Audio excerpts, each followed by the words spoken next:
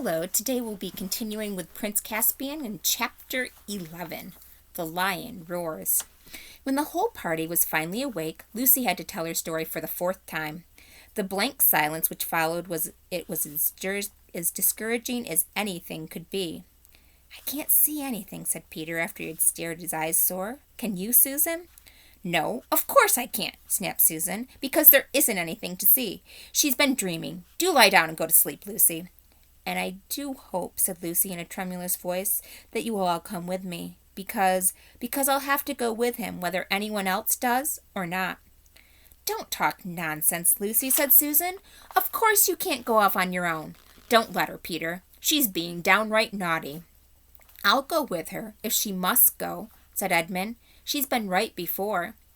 "I know she has," said Peter, "and she may have been right this morning. We certainly had no luck going down the gorge. Still, at this hour of the night. And why should Aslan be invisible to us? He never used to be. It's not like him. What does the DLF say?" "Oh, I say nothing at all," answered the dwarf. "If you all go, of course I'll go with you. And if your party splits up, I'll go with the High King. That's my duty to him and King Caspian. But if you ask my private opinion, I'm a plain dwarf who doesn't think there's much chance of finding a road by night where you couldn't find one by day. And I have no use for magic lions, which are talking lions and don't talk, and friendly lions, though they don't do us any good, and whopping big lions, though nobody can see them. It's all bilge and beanstalks as far as I can see." "He's beating his paw on the ground for us to hurry," said Lucy. "We must go now. At least I must. You've no right to try to force the rest of us like that. It's 4-1, and you're the youngest," said Susan. "Oh, come on," growled Edmund. "We've got to go. There'll be no peace till we do." He fully intended to back Lucy up, but he was annoyed at losing his night's sleep and was making up for it by doing everything as sulkily as possible. "On the march, then," said Peter, wearily fitting his arm into his shield strap and putting his helmet on. At any other time he would have said something nice to Lucy, who was his favorite sister, for he knew how wretched she must be feeling, and he knew that, whatever had happened, it was not her fault. But he couldn't help being a little annoyed with her all the same. Susan was the worst. "Supposing I started behaving like Lucy," she said, "I might threaten to stay here whether the rest of you went on or not. I jolly well think I shall." "Obey the High King, your Majesty," said Trumpkin, "and let's be off. If I'm not to be allowed to sleep, I'd as soon march as stand here talking." And so at last they got on the move. Lucy went first, biting her lip and trying not to say all the things she thought of saying to Susan. But she forgot them when she fixed her eyes on Aslan. He turned and walked at a slow pace about 30 yards ahead of them. The others had only Lucy's direction to guide them, for Aslan was not only invisible to them, but silent as well. His big cat-like paws made no noise on the grass. He led them to the right of the dancing trees. Whether they were still dancing, nobody knew, for Lucy had her eyes on the lion, and the rest had their eyes on Lucy, and nearer the edge of the gorge. "Cobbles and kettle drums," thought Trumpkin. "I hope this madness isn't going to end in a moonlight climb and broken necks." For a long way Aslan went along the top of the precipices. Then they came to a place where some little trees grew right on the edge. He turned and disappeared among them. Lucy held her breath, for it looked as if he had plunged over the cliff, but she was too busy keeping him in sight to stop and think about this. She quickened her pace and was soon among the trees herself. Looking down, she could see a steep and narrow path going slantwise down into the gorge between rocks, and Aslan descending it. He turned and looked at her with his happy eyes. Lucy clapped her hands and began to scramble down after him. From behind her she heard the voice of the other shouting, "Hi, Lucy, look out, for goodness sake! You're right on the edge of the gorge. Come back!" And then a moment later, Edmund's voice saying, "No, she's right. There is a way down." Halfway down the path, Edmund caught up with her. "Look," he said in great excitement. "Look! What's that shadow crawling down in front of us?" "It's his shadow," said Lucy. "I do believe you're right, Lou," said Edmund. "I can't think how I didn't see it before. But where is he?" "With his shadow, of course. Can't you see him?" "Well, I almost thought I did, for a moment. It's such a rum light." "Get on, King Edmund, get on," came Trumpkin's voice from behind and above, and then, farther behind and still nearly at the top, Peter's voice saying, "Oh, buck up, Susan. Give me your hand. Why, a baby could get down here. And do stop grousing." In a few minutes they were at the bottom, and the roaring of water filled their ears. Treading delicately like a cat, Aslan stepped from stone to stone across the stream. In the middle he stopped, bent down to drink, and as he raised his shaggy head, dripping from the water, he turned to face them again. This time Edmund saw him. "Oh, Aslan!" he cried, darting forward, but the lion whisked round and began padding up the slope on the far side of the rush. "Peter, Peter!" cried Edmund. "Did you see?" "I saw something," said Peter, "but it's so tricky in this moonlight. On we go, though, and 3 cheers for Lucy. I don't feel half so tired now, either." Aslan, without hesitation, led them to their left, farther up the gorge. The whole journey was odd and dreamlike. The roaring stream, the wet gray grass, the glimmering cliffs which they were approaching, and always the glorious, silently pacing beast ahead. Everyone except Susan and the dwarf could see him now. Presently they came to another steep path up the face of the further precipices.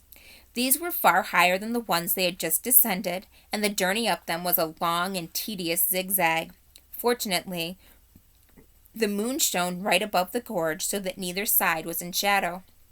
Lucy was nearly blown when the tail and hind legs of Aslan disappeared over the top, but with one last effort she scrambled after him and came out, rather shaky-legged and breathless, on the hill they had been trying to reach ever since they left Glasswater.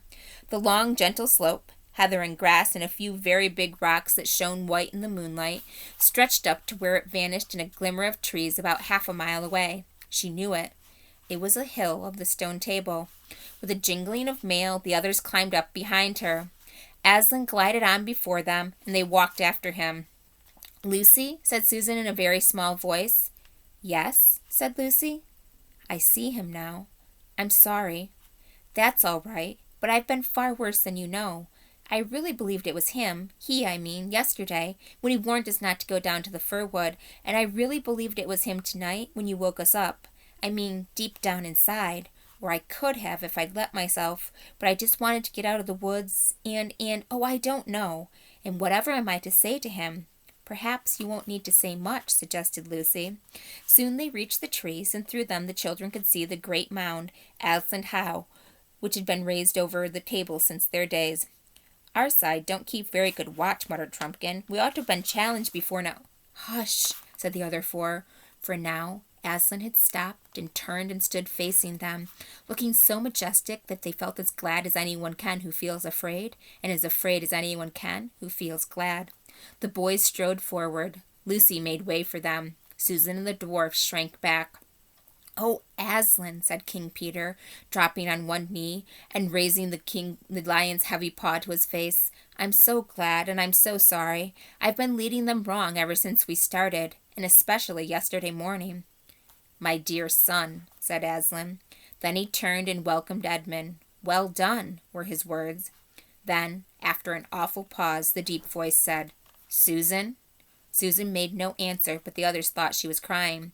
"You have listened to fears, child," said Aslan. "Come, let me breathe on you. Forget them. Are you brave again?" "A little, Aslan," said Susan.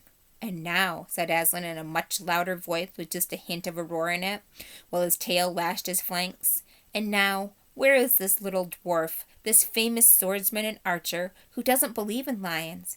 Come here, son of earth, come here." And the last word was no longer the hint of a roar, but almost the real thing. "Wraiths and wreckage," gasped Trumpkin in the ghost of a voice. The children, who knew Aslan well enough to see that he liked the dwarf very much, were not disturbed, but it was quite another thing for Trumpkin, who had never seen a lion before, let alone this lion. He did the only sensible thing he could have done. That is, instead of bolting, he tottered towards Aslan. Aslan pounced. Have you ever seen a very young kitten being carried about in the mother cat's mouth? It was like that. The dwarf, hunched up in a little miserable ball, hung from Aslan's mouth. The lion gave him one shake, and all his armor rattled like a tinker's pack, and then, hey presto, the dwarf flew up in the air. He was as safe as if he had been in bed, though he did not feel so. As he came down, the huge velveted paws caught him as gently as a mother's arms and set him, right way up, too, on the ground. "Son of Earth, shall we be friends?" asked Aslan. "Yes," panted the dwarf, for it had not yet got its breath back. "Now," said Aslan, "the moon is setting. Look behind you.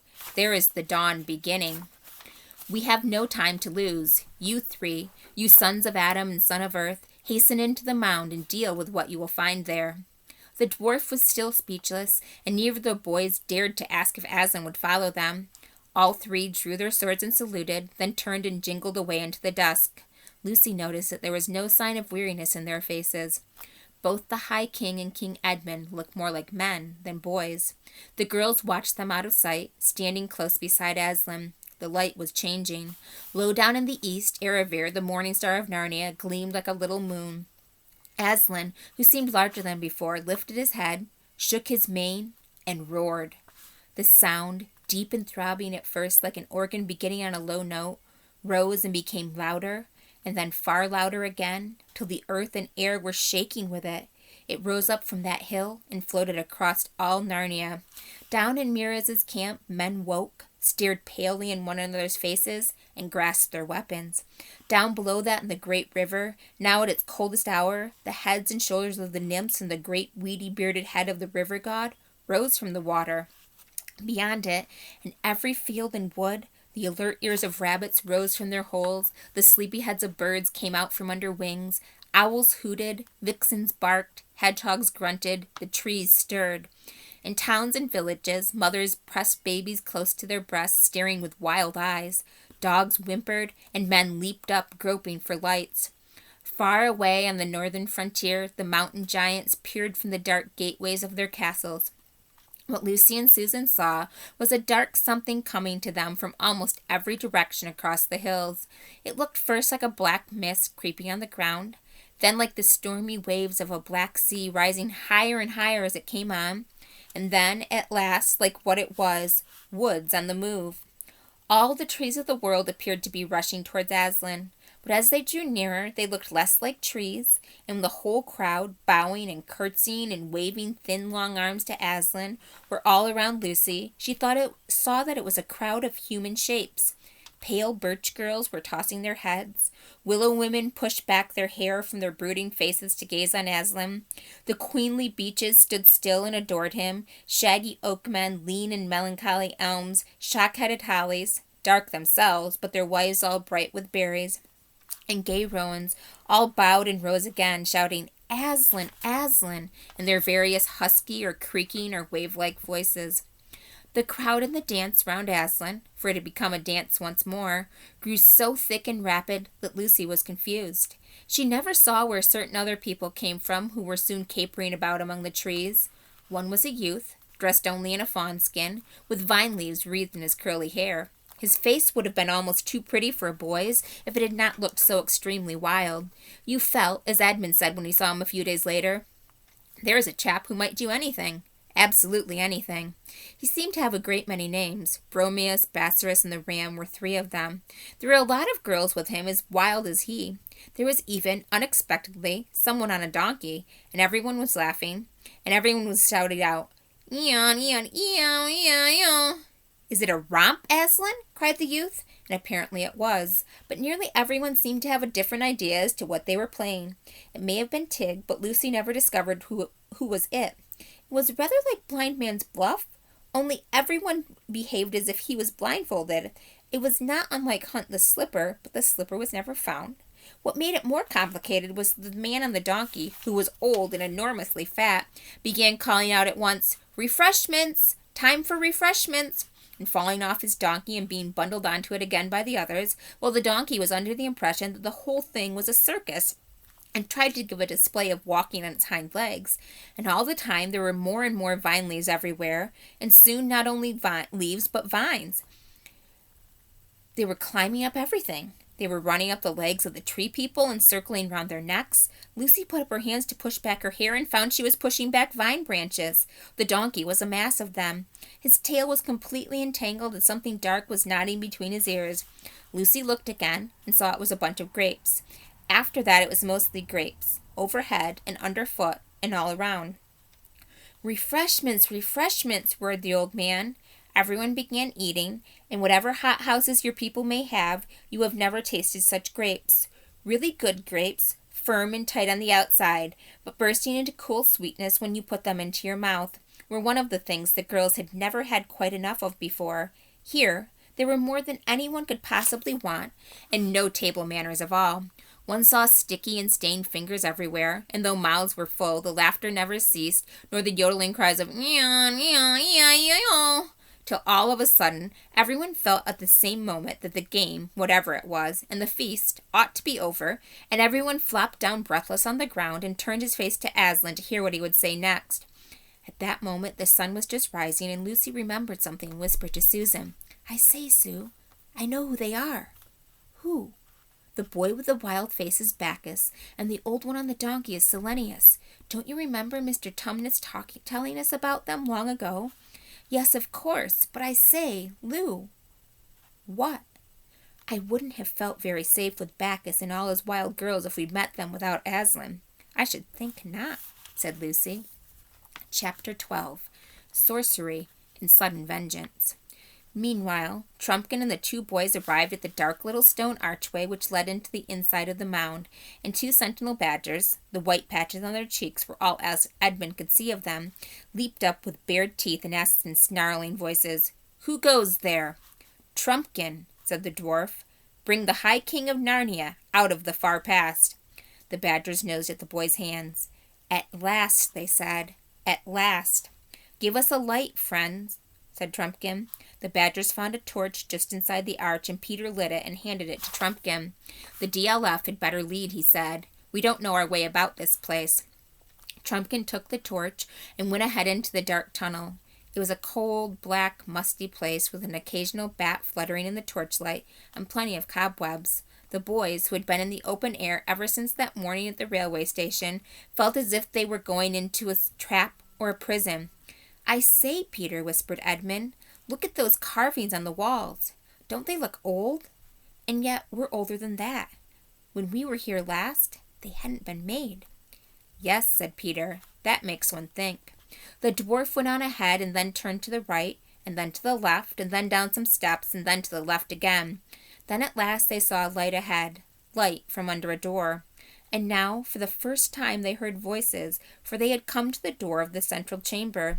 The voices inside were angry ones. Someone was talking so loudly that the approach of the boys and the dwarf had not been heard.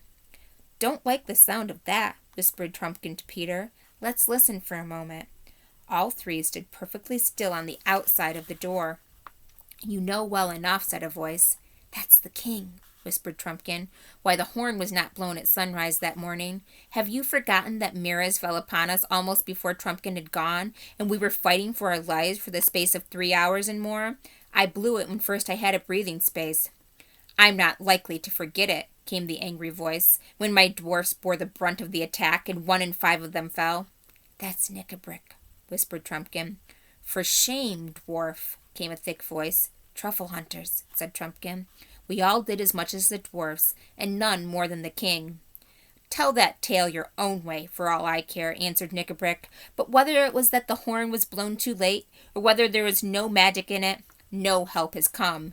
You great clerk, you master magician, you know all, are you still asking us to hang our hopes on Aslan and King Peter and all the rest of it?" "I must confess, I cannot deny it, that I am deeply disappointed in the operation," came the answer. "That'll be Master Cornelius," said Trumpkin. "To speak plainly," said Knickerbrick, "your wallet's empty, your eggs addled, your fish uncaught, your promise is broken. Stand aside, then, and let others work, and that is why—" "The help will come," said Truffle Hunter. "I stand by Aslan. Have patience, like us beasts. The help will come. It may be even now at the door." "Pah!" snarled Knickerbrick. "You badgers would have us wait till the sky falls and we can all catch larks. I tell you, we can't wait. Food is running short. We lose more than we can afford at every encounter.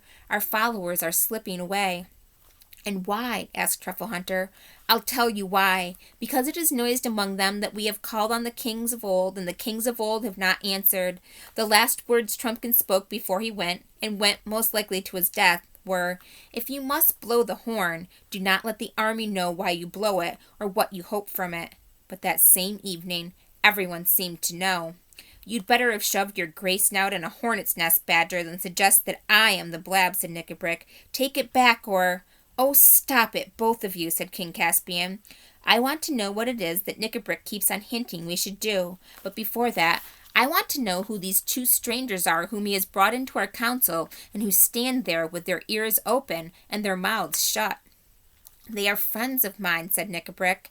And what right have you yourself to be here, than that you are a friend of Trumpkin's and the Badger's?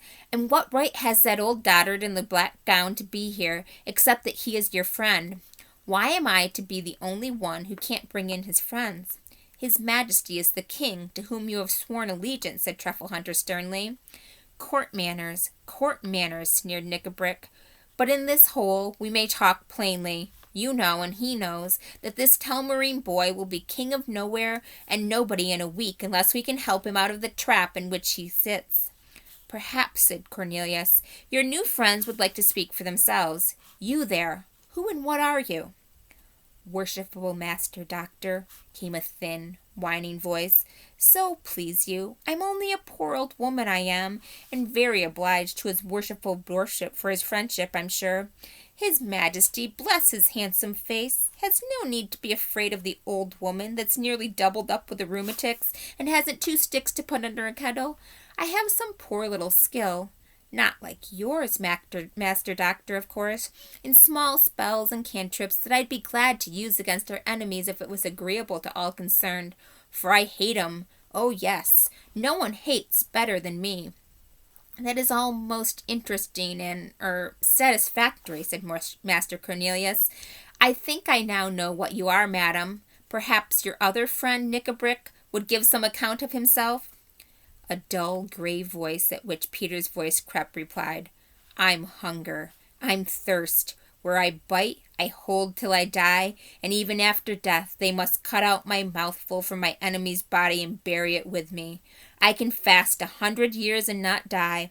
I can lie 100 nights on the ice and not freeze. I can drink a river of blood and not burst. Show me your enemies. And it is in the presence of these two that you wish to disclose your plan, said Caspian. Yes, said Knickerbrick, and by their help that I mean to execute it. There was a minute or two during which Trumpkin and the boys could hear Caspian and his 2 friends speaking in low voices, but could not make out what they were saying. Then Caspian spoke aloud. Well, Knickerbrick, he said, we will hear your plans. There was a pause so long that the boys began to wonder if Knickerbrick were ever going to begin. When he did, it was in a lower voice, as if he himself did not much like what he was saying. All said and done, he muttered. None of us knows the truth about the ancient days in Narnia. Trumpkin believed none of the stories. I was ready to put them to the trial. We tried first the horn, and it has failed. If there ever was a High King Peter and a Queen Susan and a King Edmund and a Queen Lucy, then either they have not heard us, or they cannot come, or they are our enemies, or they are on their way, put in Trufflehunter. You can go on saying that till Miras has fed us all to his dogs. As I was saying, we have tried one link in the chain of old legends, and it has done us no good. Well, but when your sword breaks, you draw your dagger. The stories tell of other powers beside the ancient kings and queens. How if we should call them up? If you mean Aslan, said Trufflehunter, it's all one calling on him and on the kings. They were his servants, if he will send them. But I make no doubt he will. Is he more likely to come himself? No, you're right there, said Knickerbrick. Aslan and the kings go together. Either Aslan is dead, or he is not on our side, or else something stronger than himself keeps him back. And if he did come, how do we know he'd be our friend? He was not always a good friend to dwarfs by all that's told, not even to all beasts. Ask the wolves. And anyway, he was in Narnia only once that I ever heard of, and he didn't stay long. You may drop Aslan out of the reckoning. I was thinking of someone else. There was no answer, and for a few minutes it was so still that Edmund could hear the wheezy and snuffling breath of the badger. Whom do you mean? Said Caspian at last. I mean a power so much greater than Aslan's that it held Narnia spellbound for years and years, if the stories are true. The White Witch! Cried 3 voices all at once, and from the noise Peter guessed that 3 people had leaped to their feet. Yes, said Knickerbrick, very slowly and distinctly. I mean the witch. Sit down again. don't all take fright at a name as if you were children. We want power, and we want a power that will be on our side. As for power, do not the stories say that the witch defeated Aslan and bound him and killed him on that very stone which is over there, just beyond the light? But they also say that he came to life again, said the Badger sharply.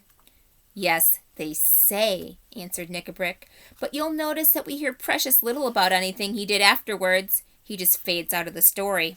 How do you explain that, if he really came to life? Isn't it much more likely that he didn't, and that the stories say nothing more about him, because there is nothing more to say? He established the kings and queens, said Caspian. A king who has just won a great battle can usually establish himself without the help of a performing lion, said Knickerbrick. There was a fierce growl, probably from Truffle Hunter. And anyway, Knickerbrick continued, what came of the kings in their reign? They faded too. But it's very different with the witch. They say she ruled for 100 years. 100 years of winter. There's power, if you like. There's something practical. But heaven and earth, said the king. Haven't we always been told that she was the worst enemy of all? Wasn't she a tyrant 10 times worse than Miraz? Perhaps, said Knickerbrick in a cold voice, perhaps she was, for you humans, if there were any of you in those days. Perhaps she was for some of the beasts. She stamped out the beavers, I dare say. At least there are none of them in Narnia now. But she got on all right with us dwarfs. I'm a dwarf, and I stand by my own people. We're not afraid of the witch. But you've joined with us, said Truffle Hunter. Yes, and a lot of good it has done my people so far, snapped Knickerbrick. Who is sent on all the dangerous raids? The dwarfs. Who goes shorts when the rations fail? The dwarfs. Who? Lies. All lies, said the Badger. And so, said Knickerbrick, whose voice now rose to a scream, if you can't help my people, I'll go to someone who can. Is this open treason, dwarf? Asked the king. Put that sword back in its sheath, Caspian, said Knickerbrick. Murder at council, eh? Is that your game? Don't be fool enough to try it. Do you think I'm afraid of you? There's 3 on my side, and 3 on yours.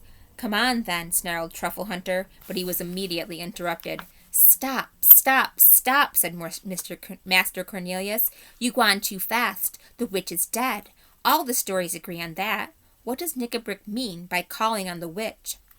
That gray and terrible voice, which had spoken only once before, said, Oh, is she? And then the shrill, whining voice began, Oh, bless his heart, his dear little majesty needn't mind about the white lady. That's what we call her, being dead. The worshipful Master Doctor is only making game of a poor old woman like me when he says that. Sweet Master Doctor, learned Master Doctor, who ever heard of a witch that really died? You can always get them back. Call her up, said the gray voice. We are all ready. Draw the circle. Prepare the blue fire. Above the steadily increasing growl of the Badger and Cornelius's short "What?" rose the voice of King Caspian like thunder. So that is your plan, Knickerbrick. Black sorcery and the calling up of an accursed spirit. And I see who your companions are. A hag and a werewolf. The next minute or so was very confused. There was an animal roaring, a clash of steel. The boys and Trumpkin rushed in. Peter had a glimpse of a horrible gray, gaunt creature, half man and half wolf, in the very act of leaping upon a boy about his own age. And Edmund saw a badger and a dwarf rolling on the floor in a sort of cat fight. Trumpkin found himself face to face with the hag. Her nose and chin stuck out like a pair of nutcrackers. Her dirty gray hair was flying about her face, and she had just got Master Cornelius by the throat. At one slash of Trumpkin's sword, her head rolled on the floor. Then the light was knocked over, and it was all swords, teeth, claws, fists, and boots for about 60 seconds. Then, silence. Are you all right, Ed? I think so, panted Edmund. I've got that brute Knickerbrick, but he's still alive. Weights and water bottles, came an angry voice. It's me you're sitting on. Get off. You're like a young elephant. Sorry, DLF, said Edmund. Is that better? Ow! No, bellowed Trumpkin. You're putting your boot in my mouth. Go away. Is King Caspian anywhere? Asked Peter. I'm here, said a rather faint voice. Something bit me. They all heard the noise of someone striking a match. It was Edmund. The little flame showed his face, looking pale and dirty. He blundered about for a little, found the candle. They were no longer using the lamp, for they had run out of oil. Set it on the table, and lit it.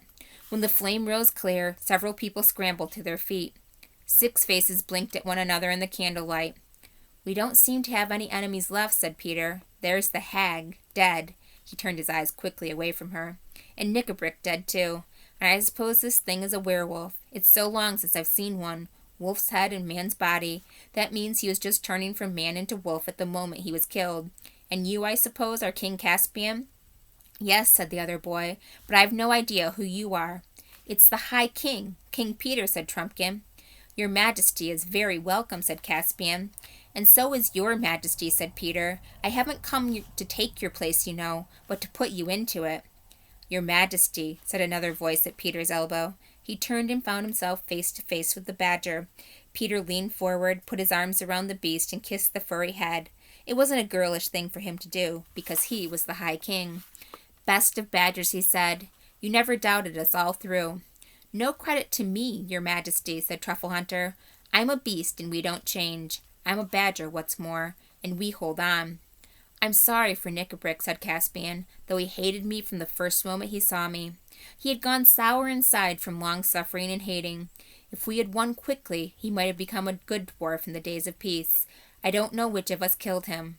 I'm glad of that." "You're bleeding," said Peter. "Yes, I'm bitten," said Caspian. "It was that wolf thing." Cleaning and bandaging the wound took a little time, and when it was done, Trumpkin said, "Now, before everything else, we want some breakfast." "But not here," said Peter. "No," said Caspian with a shudder, "and we must send someone to take away the bodies." "Let the vermin be flung into a pit," said Peter. "But the dwarf we will give to his people to be buried in their own fashion." They breakfasted at last in another of the dark cellars of Aslan's How. It was not such a breakfast as they would have chosen, for Caspian and Cornelius were thinking of venison pastries, and Peter and Edmund of buttered eggs and hot coffee, but everyone got was a little bit of cold bear meat out of the boys' pockets, a lump of hard cheese, an onion, and a mug of water. But, from the way they fell to, anyone would have supposed it was delicious. Thank you. That's all for today.